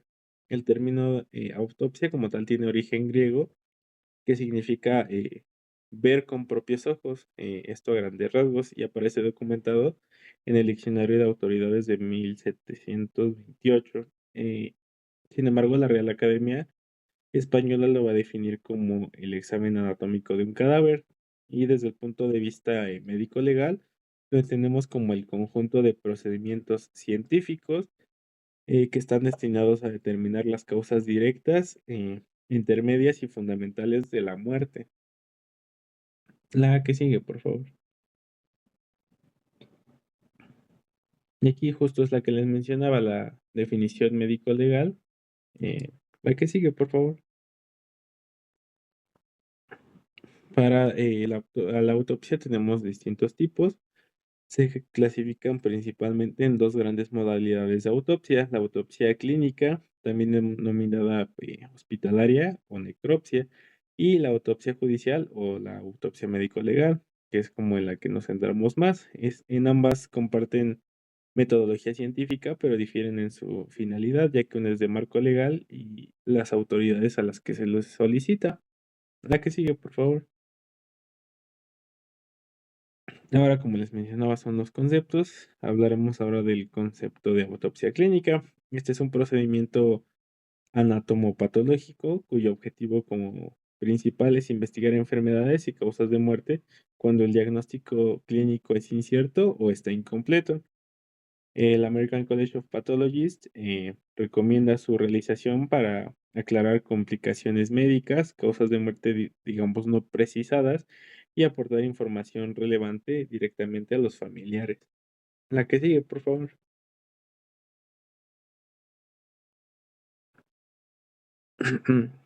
Ahora, las principales indicaciones de autopsia clínica, principalmente las muertes inesperadas tras procedimientos médicos, fallecimientos en las primeras 24 horas de ingreso y pacientes incluidos en protocolos de investigación, así como muertes perinatales, enfermedades contagiosas y sospechas de patología ambiental y laboral. Son las principales indicaciones para una autopsia clínica. La que sigue, por favor.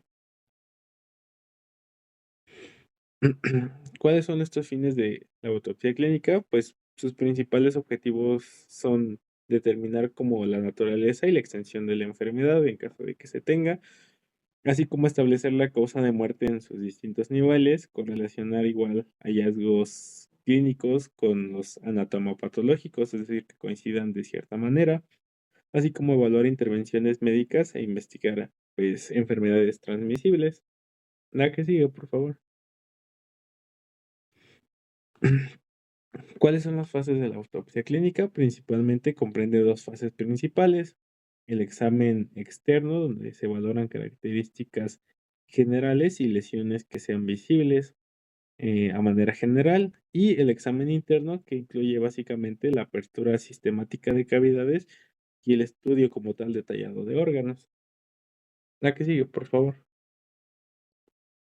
Ahora, hablando de la autopsia judicial o la médico legal, hablaremos como concepto que es un procedimiento ordenado por la autoridad judicial con el fin de investigar muertes violentas, sospechosas o sin certificación médica, así como posibles casos de responsabilidad profesional.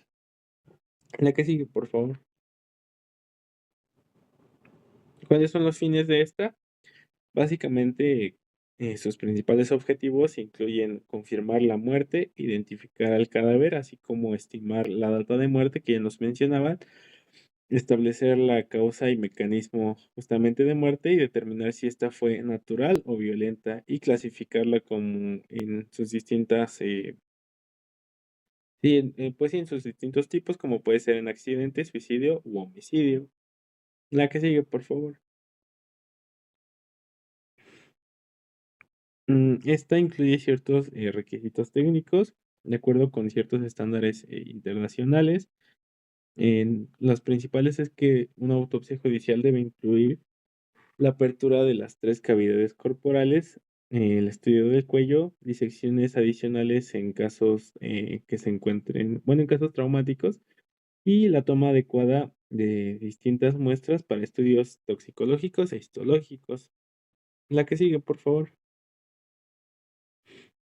Las etapas de la autopsia judicial comprenden como tal la inspección del lugar de los hechos principalmente, también el examen externo y el examen interno completo, y a este también le agregamos la toma de muestras complementarias, y en esta toma de muestras también incluiremos como tal los estudios de toxicología, histopatología y los de genética. La que sigue, por favor. Las fases de la autopsia judicial, ya las hemos visto un poquito más a detalle. Básicamente, consisten, por ejemplo, bueno, las vamos a ver, como cada una, pero a manera como de general, pues se estructura en 3 fases fundamentales, que sería el levantamiento del cadáver, el examen interno y el examen interno.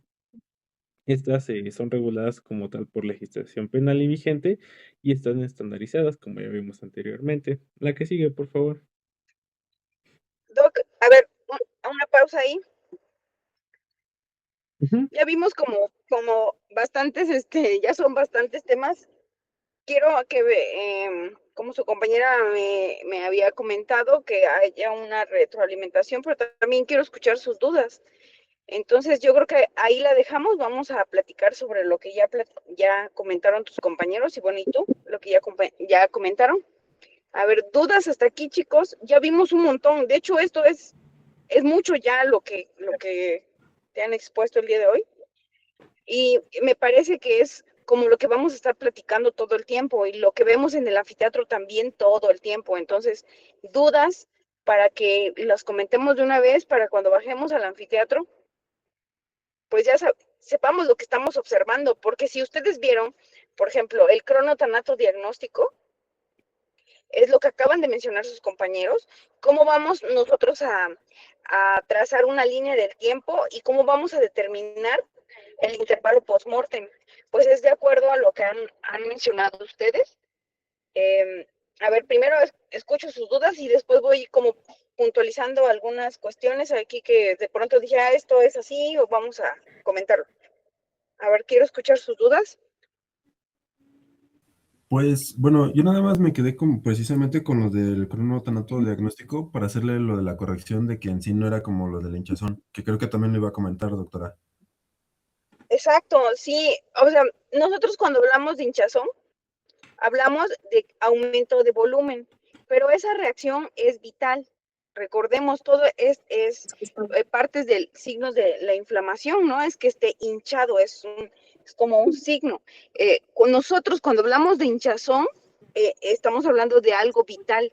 Y en el cadáver, pues obviamente ya no vamos a ver esto, ya estos son cambios, fenómenos cadavéricos, ¿ok? Entonces, este fenómeno cadavérico que menciona su compañero como hinchazón, más bien es putrefacción, ¿sí? Recordemos que es la fase enfisematosa de la putrefacción. En la putrefacción vamos a encontrar diferentes fases. Primero vamos a tener la cromática, que es los cambios de colores en el cadáver. Vamos a ver primero que las livideces las observamos rojas, violáceas, negras, azuladas, verdosas, hasta que completamente nosotros vamos a decir, el cadáver ya no puede cambiar, ya no Estamos cambia hablando de eso, del las color más livideces adelante, ¿no? se hacen fijas y por lo tanto ya no Pues ya vamos ves a que tener hay cambios de ganas de coloración hablar de eso. más que azul, entre el azul y el negro, ¿ok? Entonces, en esta fase de la putrefacción le vamos a llamar fase enfisematosa, ¿sí? Es una fase enfisematosa. Ajá. Sí, pero Ajá, eso no tiene nada que ver ¿algo con más ibas a la comentar sobre esta fase, Doc? Sí, me- No, es que, bueno, en esa parte me centré más como justo a o cómo se relacionaba con la fase larvaria, pero pues sí creo que el concepto ya no estaba pues correcto. Sí, en cuanto a la entomofauna, nosotros, fíjense, nosotros la verdad es que la mayoría de los casos, yo diría un 90% de los casos, recibimos cadáveres que tienen pues pocas horas de haber muerto, ¿sí? Entonces, como al ser cadáveres recientes, entonces vamos a encontrar Sí, va a repetir lo que dije. pues, la verdad,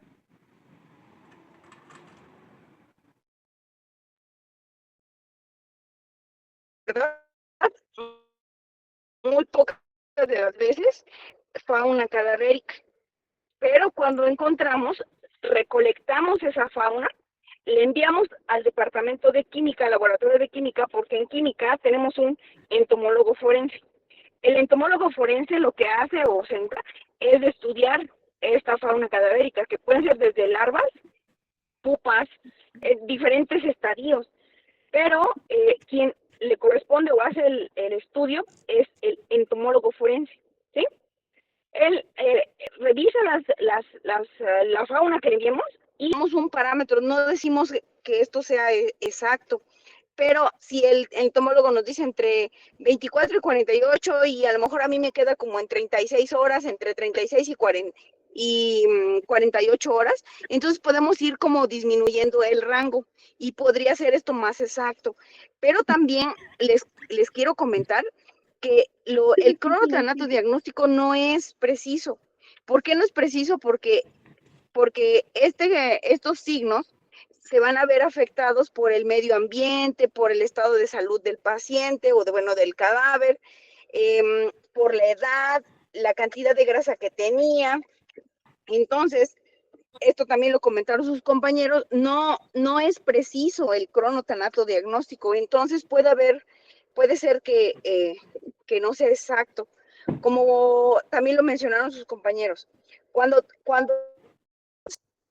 y si el cadáver estaba en una banqueta, por ejemplo, ¿no? Y ahí se quedó varios días, o en un predio que estaba solo, pero la persona se quedó en el patio de esa casa y le estuvo dando el sol directo, le cayó agua directo, estaba vestido, llegó fauna carroñera y también alteraron ahí al indicio.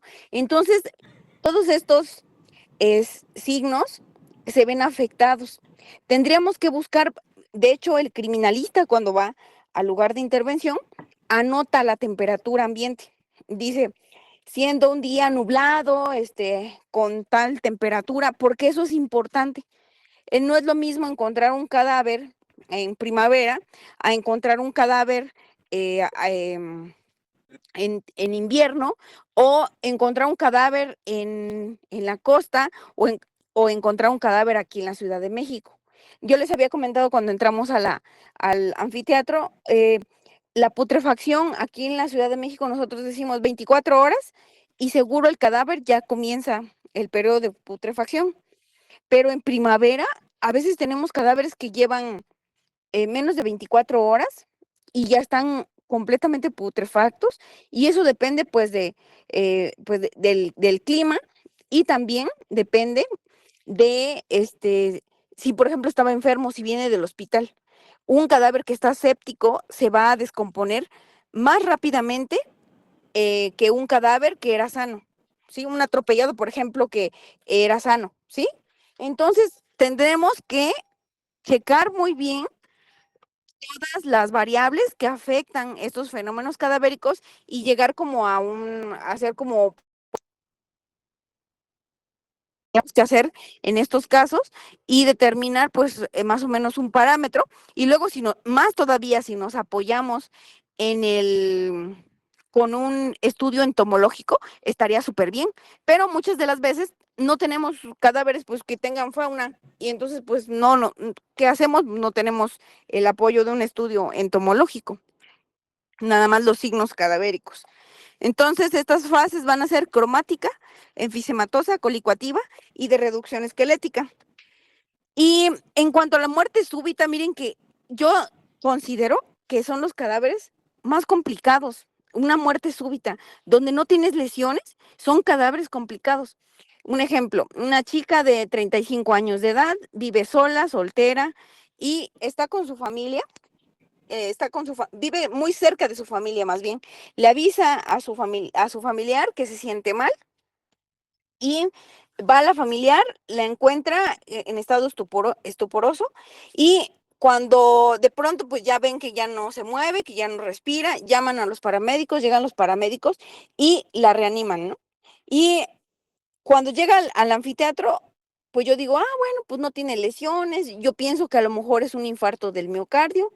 Era una paciente que padecía enfermedades crónico-degenerativas como diabetes, hipertensión. Entonces yo dije, bueno, pues sí puede ser un infarto del miocardio. Y resulta que de verdad que los cadáveres que no tienen lesiones, pues uno dice, pues vete a investigar, ¿no? ¿Qué fue lo que le pasó? Investiga, generas hipótesis de causas de muerte, comienzas el examen con la autopsia, como bien lo dijo su compañero, según la guía de práctica de necropsia que les comenté que había que revisar, pues es un examen externo y luego el examen interno. En el examen externo no encontramos lesiones. En el examen interno, a la apertura de la cavidad abdominal, tenía hemoperitoneo como de unos 2000 cc. Y entonces ahí, pues ya me cambia todo lo que yo había pensado, ¿no? Porque yo dije, un infarto del miocardio, ¿por qué tiene que ver el infarto del miocardio con un hemoperitoneo? Después, en el momento de ver el hemoperitoneo, yo dije, bueno, no tiene lesiones, un aneurisma de la aorta, ¿no? Un aneurisma abdominal, una ruptura de la arteria aorta. Cuando más se continuó, pues dije, no, pues ya se complicó esto, porque ahora hay que buscar de dónde viene esa sangre, ¿no? No es normal encontrar la sangre así en la cavidad abdominal. Bueno, continuamos con la disección. Resulta que el hígado estaba contundido y lacerado, pero al exterior no tenía lesiones.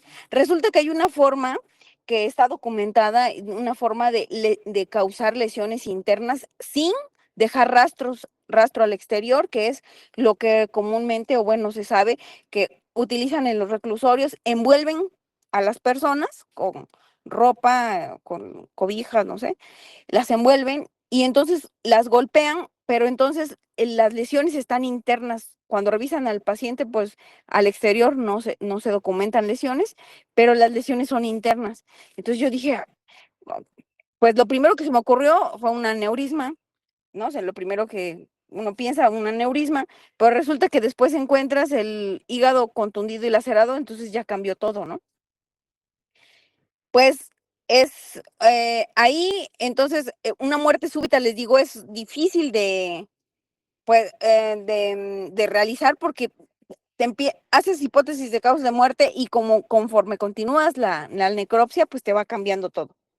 En este caso, pues se quedó la duda si yo no había visto una reanimación donde pudieran generarte este tipo de lesiones. Se quedó como traumatismo abdominal. ¿Quién se lo produjo? Pues quién sabe, ahí que habría que investigar. ¿A quién le toca la investigación del caso? Pues al Ministerio Público, indagar si alguien más estuvo con ella, qué fue lo que pasó ahí, porque es rarísimo que por una, no sé, una reanimación tengas pues el hígado contundido.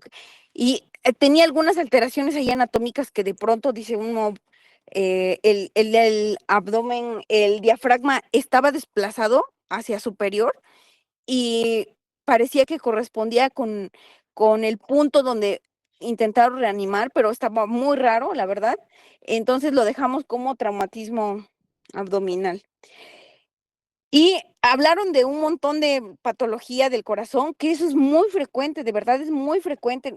Los infartos al miocardio ocasionados por todas estas alteraciones que mencionó su compañera son muy frecuentes. He visto desde las alteraciones anatómicas en los grandes vasos, alteraciones por placas de ateroma, alteraciones en las valvas de las diferentes válvulas de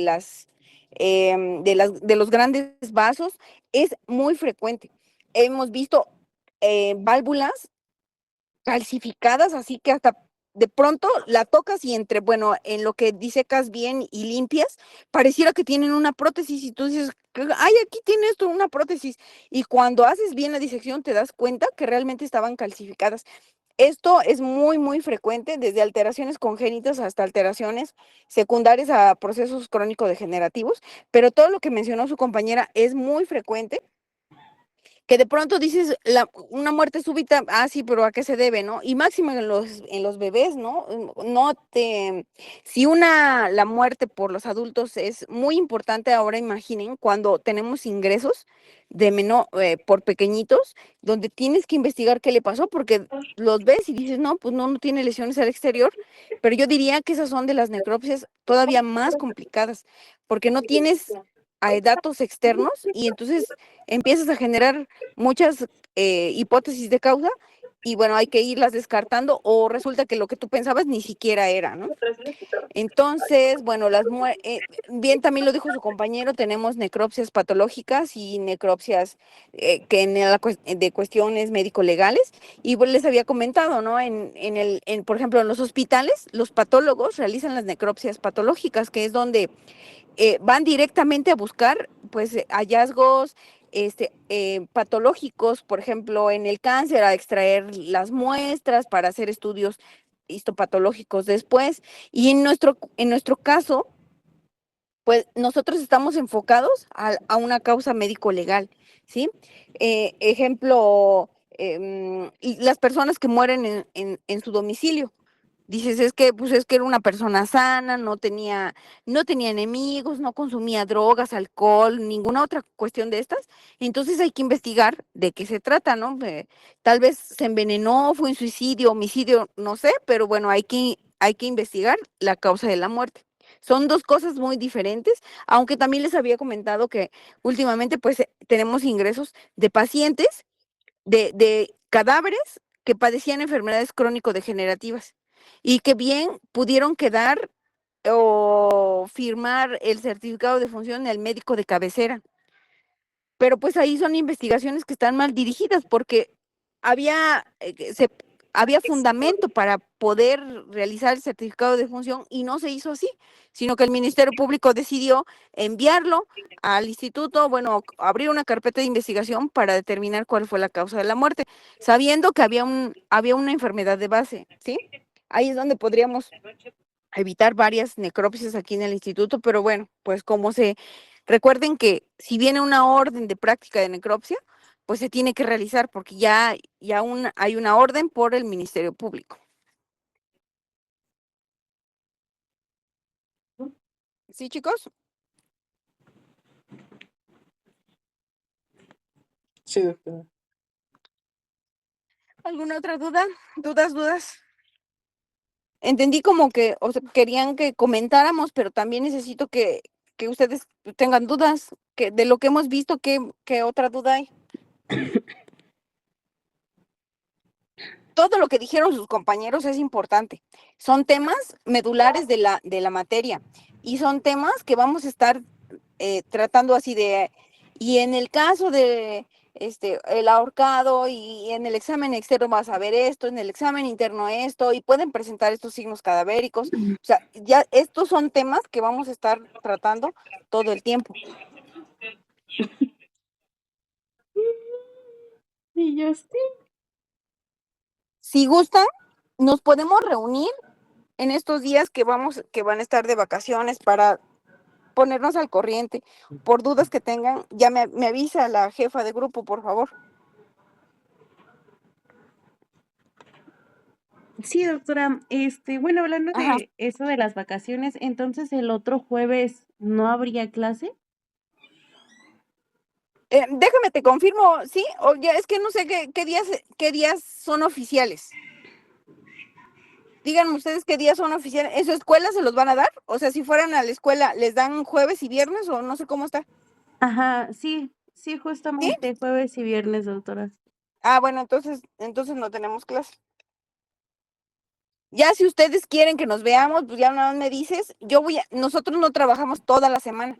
El tribunal no trabaja toda la semana. Si ustedes pueden uno de esos días, pues ya me avisa. Ok, de acuerdo. Sí, doctora, sí está bien. Ok, bueno.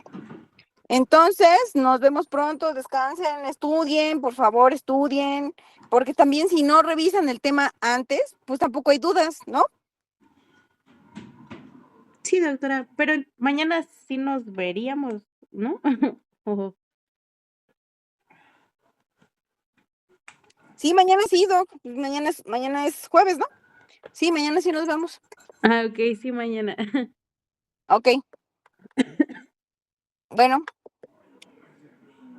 nos vemos entonces. Sí, doctora, hasta mañana, Bye, muchas chicos, gracias. hasta mañana. Hasta luego, Bye. doctora, buena tarde. Bye.